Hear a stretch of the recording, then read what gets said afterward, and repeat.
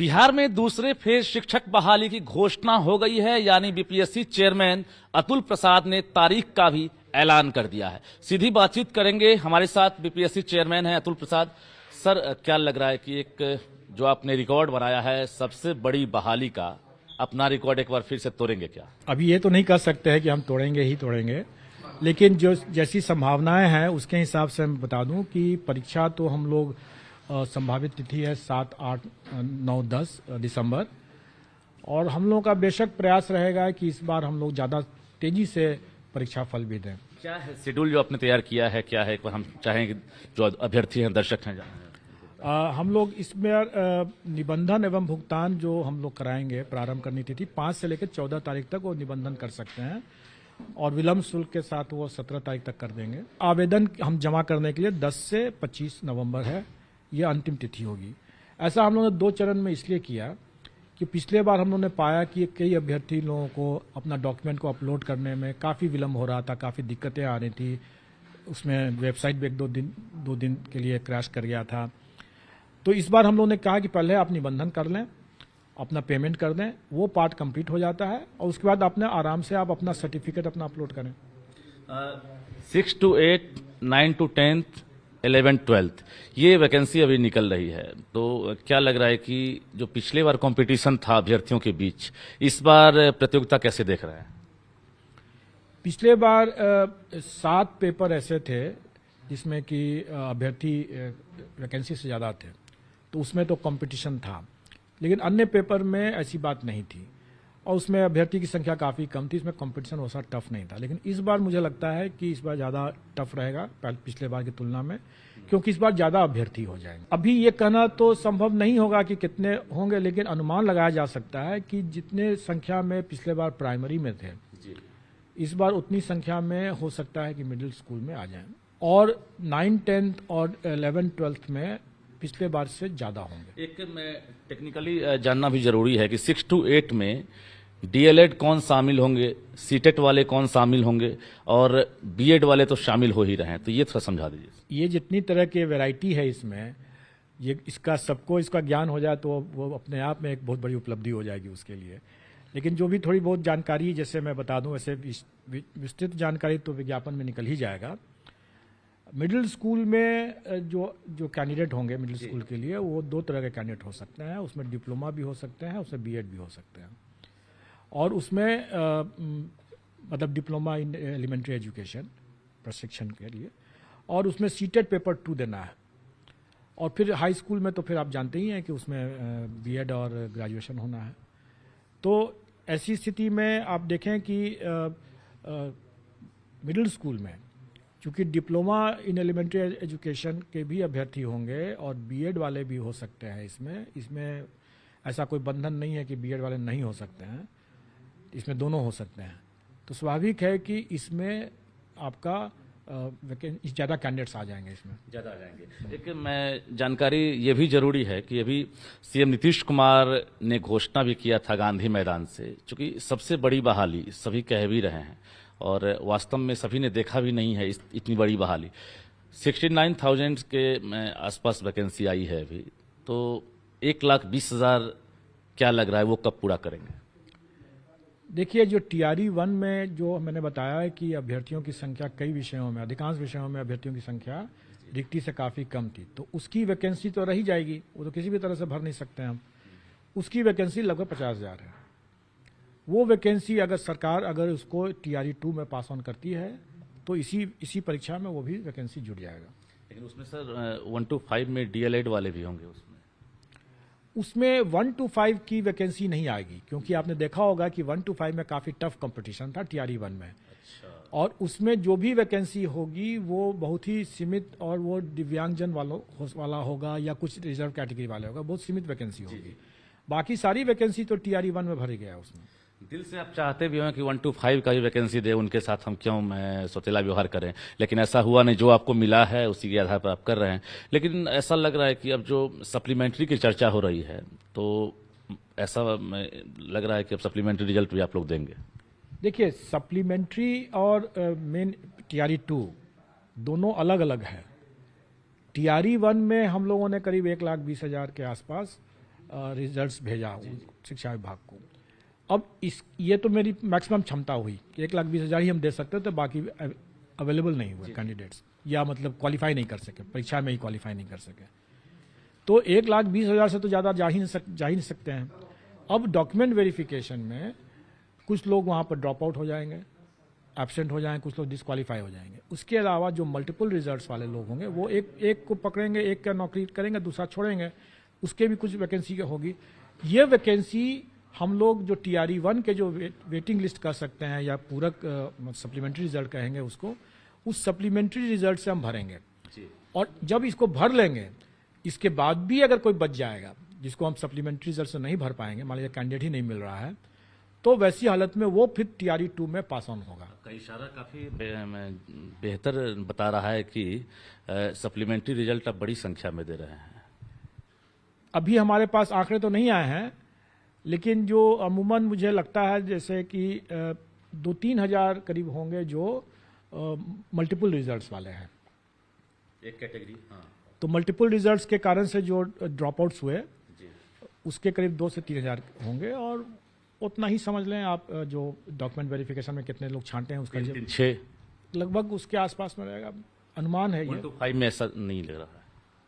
1 to 5 में भी हो सकता है, क्योंकि ड्रॉप आउट्स तो चूंकि अगर मान लें किसी को प्राइमरी में हो गया, हाई स्कूल में भी होगा, तो हाई स्कूल में चला गया, प्राइमरी छोड़ दिया, ड्रॉप आउट्स तो किसी में भी हो सकता है। दीपावली से पहले ये तोहफा देंगे या शिक्षा विभाग की रिक्तियां लग रहा है कि छठ के बाद आएगी, तब आप सप्लीमेंट्री रिजल्ट देंगे? देखिए, हम लोगों ने बेसिकली यूटिलिटेरियन थ्योरी को अपनाया है, अधिक से अधिक लोगों को अधिक से अधिक लाभ।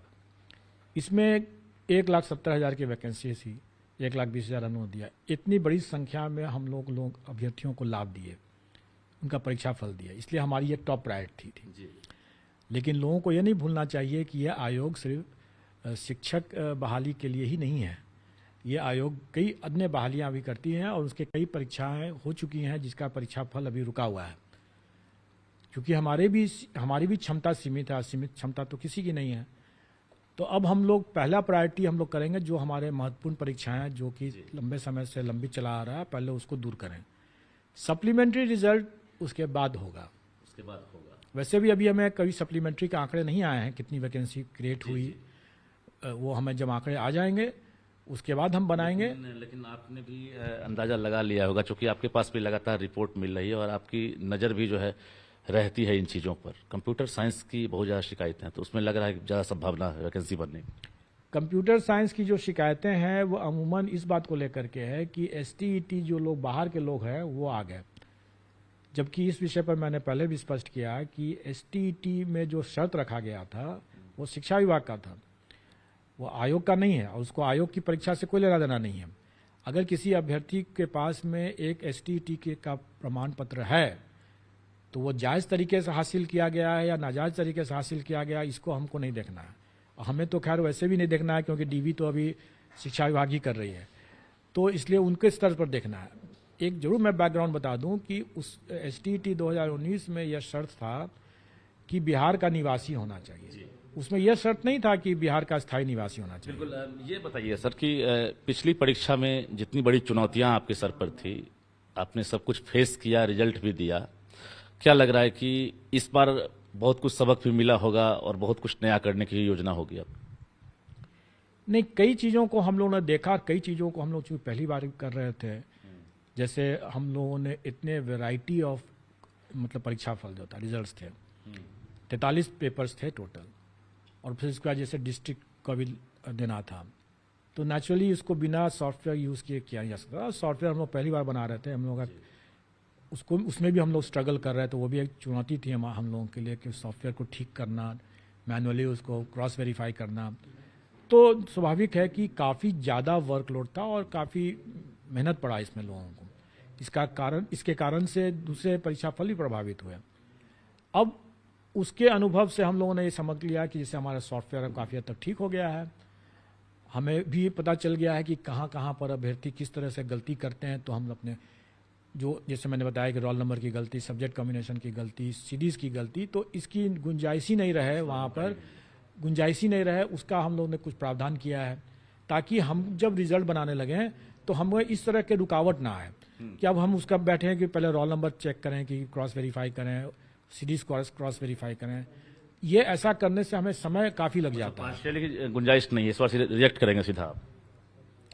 हम लोग कुछ गुंजाइश ये कर रहे हैं कि अभ्यर्थी को उसको भरने की जरूरत ही ना पड़े, मतलब कि उसको सब्जेक्ट कॉम्बिनेशन भरने की जरूरत ही ना पड़े, उसको सीरीज भरने की जरूरत ही ना पड़े। अच्छा, जो उसने आवेदन में जो दे रखा है सब्जेक्ट कॉम्बिनेशन, वही ऑटोमेटिकली उसको सिस्टम वही लेगा, तो उसको भरना ही नहीं है वहाँ पर। और उसने क्या भरा है अपना आवेदन में, वो उसके एडमिट कार्ड में प्रिंट हो जाएगा। अपीयरिंग कैंडिडेट इस बार शामिल होंगे कि नहीं, या वो कोई मौका नहीं मिल रहा? अपीयरिंग कैंडिडेट वाले भी एक हम लोगों को एक अच्छा सबक मिला, क्योंकि अपीयरिंग कैंडिडेट के साथ एक कठिनाई ये है कि अगर वो अपीयरिंग को हम अलाउ करते हैं तो उसका रिजल्ट और उसका सर्टिफिकेट आने के लिए हमको प्रतीक्षा करना पड़ता है। और अगर हम उसकी प्रतीक्षा करते हैं, जैसा इस बार हम लोगों ने देखा कि सीटेट के बड़ी संख्या में लोग फेल कर गए, स्वाभाविक है कि ऐसे अभ्यर्थी लोगों ने अपना सर्टिफिकेट जमा नहीं किया। अब उन्होंने जब सर्टिफिकेट ही जमा नहीं किया तो हम कब तक प्रतीक्षा करें उनके लिए?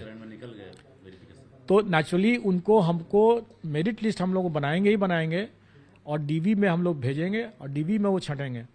इस बार भी वेरिफिकेशन आप करा रहे हैं क्या?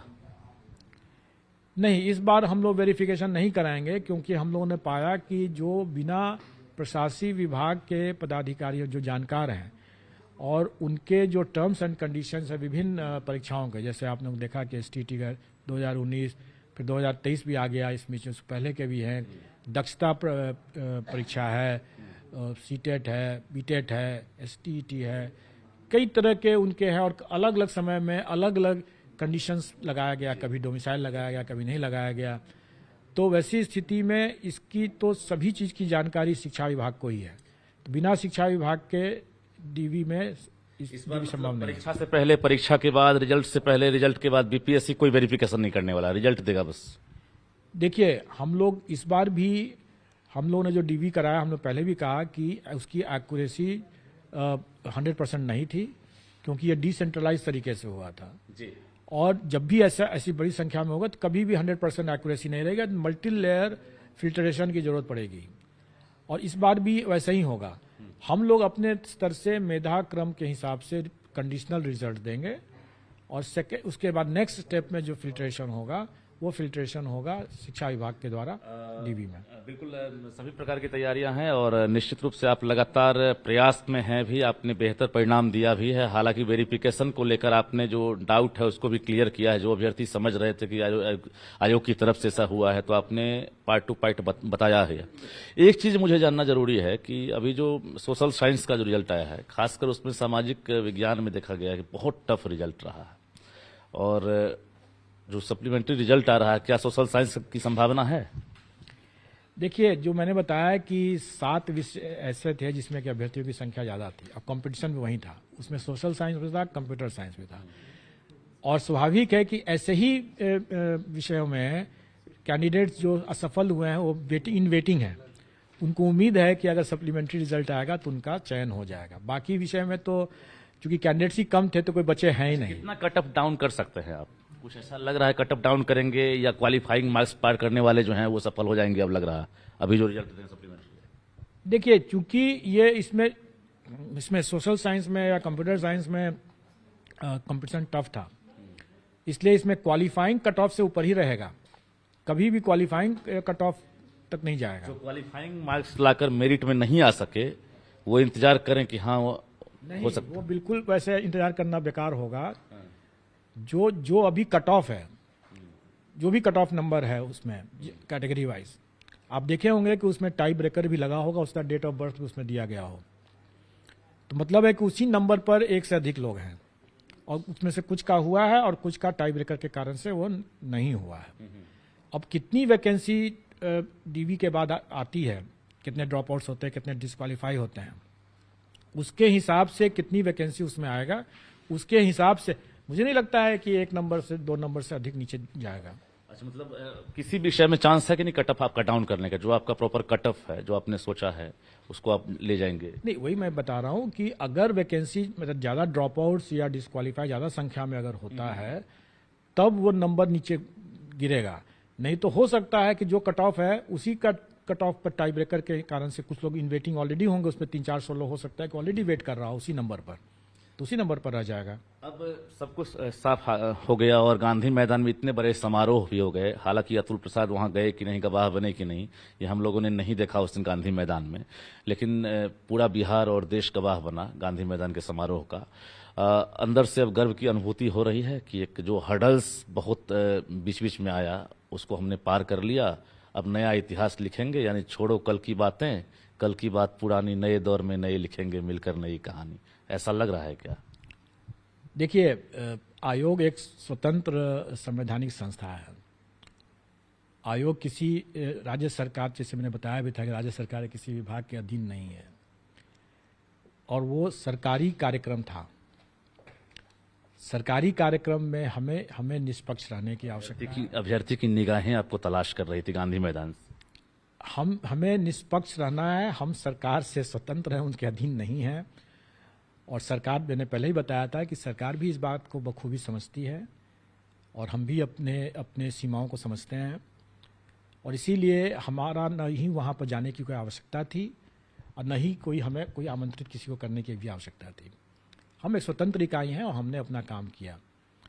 और ये बात सही है कि जो कल की बातें पुराने आगे की बात करने की जो बात आप कर रहे हैं, एक्चुअली मुझे कल किसी ने, मुझे बड़े लोगों ने ही, मतलब नज़ीर वर्ड से मुझे कहा कि आपने एक नज़ीर बनाया। तो मैंने सोचा कि मैं भी देख लूँ, मेरा भी उतना ज्ञान पूरा नहीं है, तो नज़ीर शब्द का मैंने अर्थ ढूंढा कि क्या अर्थ, एक्चुअल अर्थ क्या होता है। तो मैंने पाया कि ये आप भविष्य के लिए आपने एक एग्जाम्पल सेट कर दिया। नज़ीर का मतलब वो होता है। तो मैं समझता हूँ कि जो ये बातें जिन्होंने कहा, मुझे जो बधाई दिया, और कोई अच्छे ही जगह से आप समझ सकते हैं कि कहाँ से बधाई मुझे मिला होगा ये, तो वही मेरे लिए गौरव की बात है। और मैं, इतने घरों में रोजगार मिला, इतने अभ्यर्थी जो है आज, मैं जो ब्रेन ड्रेन समस्या थी बिहार की, जो पलायन लगातार जारी था, लग रहा है कि एक वो जो रफ्तार है उसमें भी कमी आएगी। आरोप प्रत्यारोप तो लगते रहेंगे सरकार पर, आयोग पर, विभाग पर, लेकिन लग रहा है कि अब जो है रफ्तार में कमी आएगी, ब्रेन ड्रेन। देखिए, ये एक विशेष सर्किल है। शिक्षा की गुणवत्ता का जो मामला है वो एक विशेष सर्किल है। विशेष सर्किल का मतलब यह है कि चूंकि शिक्षक अच्छे नहीं हैं, इसलिए छात्र भी अच्छे नहीं होंगे। चूंकि छात्र अच्छे नहीं होंगे तो अभ्यर्थी अच्छा कहां से होगा, अभ्यर्थी अच्छे नहीं होंगे तो फिर शिक्षक कहां से अच्छा होगा। एक चीज आपने याद दिलाया है, पिछले बार भी आपसे बातचीत हुई थी, आपने कहा था कि हम लाए हैं तूफान से कश्ती निकाल के, इस देश को रखना मेरे शिक्षक अभ्यर्थियों संभाल के। तो ये आपने कहा था। हम चाहते हैं कि इसी बात से जो है एक दूसरे फेज की बहाली को आप आगाज करें कि कुछ ऐसे शेर के साथ, ताकि जो हौसला है अभ्यर्थियों का वो परवान पर हो और लगे कि हाँ, हम भी बहाल हो रहे हैं। देखिए, अभी भी कई जगहों पर तूफान तो अभी भी चल ही रहा है। क्या बात। और अभी भी हम तूफान से झेल ही रहे हैं। लेकिन मुझे और मैं समझता हूं कि जो आप लोगों ने भी कल जो उस दिन 2 तारीख के कार्यक्रम में आपने जो सफल अभ्यर्थी जो को आपने देखा होगा, कई लोगों ने मुझे कहा कि उनके जो बॉडी लैंग्वेज थे, उनका जो भरोसा, उनका जो कॉन्फिडेंस था, वो देखने लायक था। और उनसे बातचीत करके भी आप लोगों को लगा होगा कि ऐसे शिक्षक अगर अब आएंगे तो निश्चित तौर पर यहाँ बिहार की शिक्षा व्यवस्था, उसमें गुणवत्ता में निश्चित तौर पर निखार होगा। तो मैं समझता हूँ कि इसी विश्वास और इसी कामना के साथ मैं चाहूँगा कि मैं अपना 100% दूँ, और मैं चाहूँगा कि अभ्यर्थी भी अपना 100% दें। कोई सॉल्वर गैंग या कोई कदाचार करने का प्रयास न करें, ईमानदारी से दें। मैं भी अपना काम ईमानदारी से कर रहा हूँ, आपसे भी उम्मीद करता हूँ कि ईमानदारी से दें। बिल्कुल, बहुत बहुत धन्यवाद। हमारे साथ बीपीएससी चेयरमैन अतुल प्रसाद थे और तमाम पहलुओं पर इन्होंने बारीकी से जानकारी दी है, और एक तरह से जो इतिहास बीपीएससी ने बनाया है, उम्मीद करते हैं जब दूसरे फेज की जो बहाली हो रही है, इसमें बेबाकी से बीपीएससी जो है फिर से एक नया इतिहास बनाए। आरोप प्रत्यारोप तो लगते रहते हैं, लेकिन पहले से सबक लेकर जो है अतुल प्रसाद ने बताया है कि बहुत कुछ सीखा हूं और आगे जो है बहुत कुछ बदलाव भी होगा और निश्चित रूप से बेहतर रिजल्ट देने की कोशिश करूंगा। कैमरामैन धर्मवीर के साथ रजनीश कुमार, न्यूज 18 पटना।